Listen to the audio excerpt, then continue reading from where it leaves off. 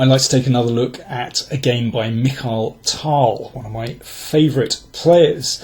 I think this game shows his attacking intent very well, and also his extraordinary eye for a tactic.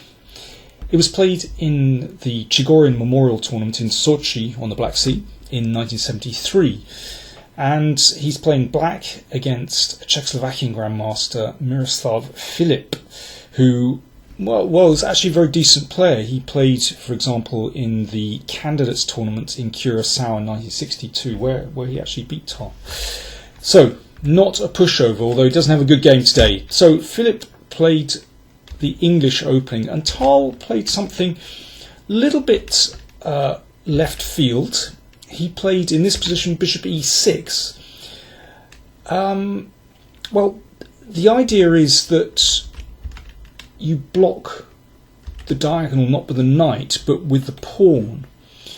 And after this, well, okay, black often wants to play with d5, but well, anyway, this takes the game in another direction. I think bishop g2 is certainly what white should play. But Filip plays a poor move here, or at least a move that gives black the chance to take the initiative, b3. I think his idea was probably that he didn't want to move the d-pawn. He was perhaps looking to get some kind of favourable King's Indian after knight f3 and d4, where the bishop would be misplaced. But Tal, with a very sharp eye, played d5, and this is an excellent move. If this is exchanged, then suddenly there are problems on this diagonal. So, for example, after knight takes, queen takes, black takes the initiative here. So Filip played instead bishop g2, but now d4, and this gives black a very favourable Benoni position. White could take a pawn here. Now you've got to move that knight, and then rook b8. So this is a pawn sacrifice, but black has a pretty good lead in development. This extra pawn on the queen side of white's isn't really very significant. In fact, it reminds me very much of the game, but maybe an even better version for black.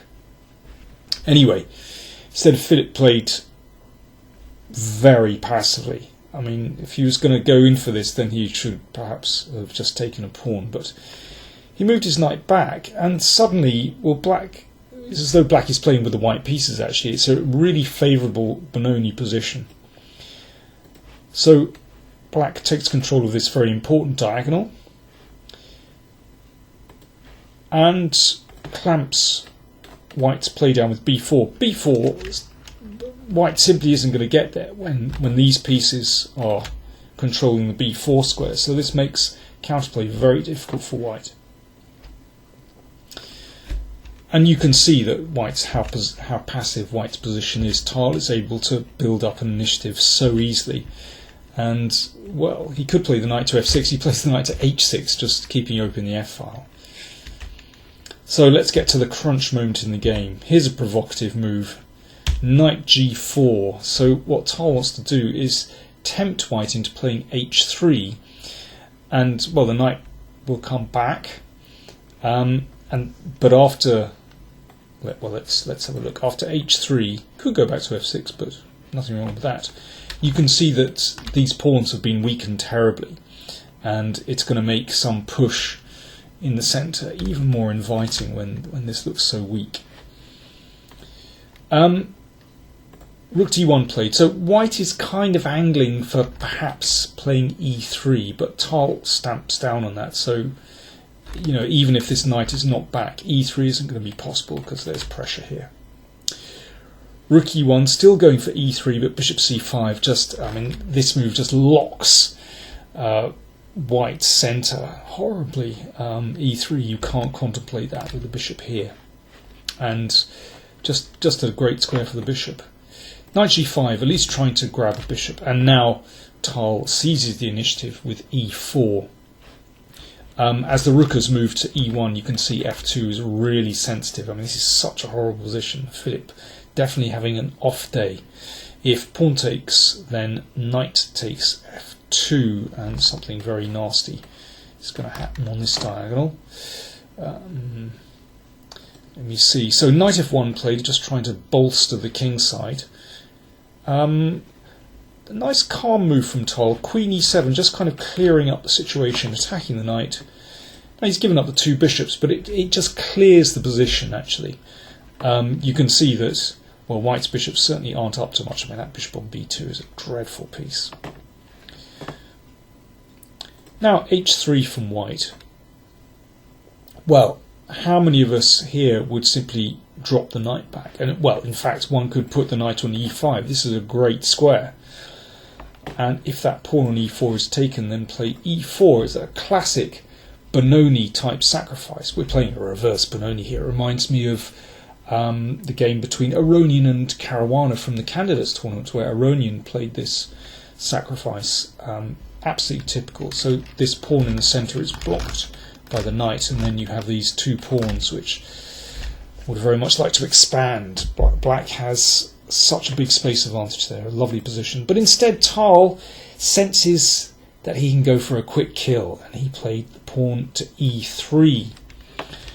So the point is just to fix that pawn here, and it cuts white's position in half. So the knight on g4 now gets taken, and f4. So this is just to support the pawn here, and also to open the f file as well. So for example, after pawn takes pawn here, black recaptures, and you can see that white's position is cut in two. Because that pawn is still on e2, then white's queen can't come over to the defence, and this is absolutely hopeless. For example, bishop f3, well, it's best just to sack a pawn and get the queen in. White's a piece up, but it just doesn't matter, and that's got to be mate. Or, let me see, pawn takes pawn on f4 here, then rook takes, and if pawn takes, then rook g4, and that's just the finish. And if f3, then, well, let's say queen h6. All black's pieces can come into the attack. That rook might join the attack up here. The knight could well come into play. Even that bishop could bounce around. I don't think white can survive that. So Filip played bishop d5. Of course, that has to be taken. So now Tal is a rook down. He takes on f2, and this cracks open the f file. Now, of course, that can't be taken because that will invite the bishop into the attack, and with queen and rook, that's going to be a very quick finish. So the king drops back. And here, remarkably, Tal misses a really simple win. I suspect that he thought this game was over and was just moving very quickly. He could have played queen h6, now threatening rook takes and then a mate here or here. And if knight g3, I mean, this is actually terribly simple. Here and queen takes, it's going to be mate very, very quickly. Instead, Tal played queen takes g4, and this also looks as though it should be winning very quickly after queen h3 or something. But not so clear. Pawn takes knight played, queen h3. If rook f2, which looks fantastic, then actually after queen takes bishop, then white is going to counter-attack and defend at the same time. Should be winning for white, actually. So queen h3 played with a threat to checkmate, but now here's the point. White defends with e4, and the queen defends along the second rank. Now, Tal is scrambling. By all accounts, Filip was in time pressure in this position. But Tal is playing kick and run chess now. Rook comes down. So, of course, white has to give up his queen, but look at the material balance. Two rooks and a knight play against the queen, but the king's exposed. Still in the balance. Well, first of all, we have to take care of that pawn. That gets taken. Now, rook e2, so trying to bring the rook across into play. check. Very tricky position. If Tal gets it wrong here, he could easily lose. So every move, got to be careful. Now if the king steps across, let's say king g2, let's give another check. Now if the knight blocks, then suddenly bishop comes in, and if you pick up the knight, then, well, with all these pawns and the exposed king, should be winning for black. King f2, Tal could have a draw here. No, maybe he's got more. Bishop e7, and suddenly that is very unpleasant. Big initiative for black. So the knight blocked. And now bishop d6, threatening the knight. e5. Now I can understand why this was played. This gives up a pawn, but it does at least give the rook an open file, which might be important for counterplay. Probably not a bad idea. Bishop takes. Of course, that can't be captured because of queen f4, and that picks up the rook. So this knight is attacked. Rook comes across. Now here is a very, very interesting moment. Tal has a draw here. If he gives a check, now the king can't step up because the rook is on, so the king comes back. Now the queen is attacked, so check, and the king steps up again, and queen h2 repeats the position. But Tal spots a really, really clever idea.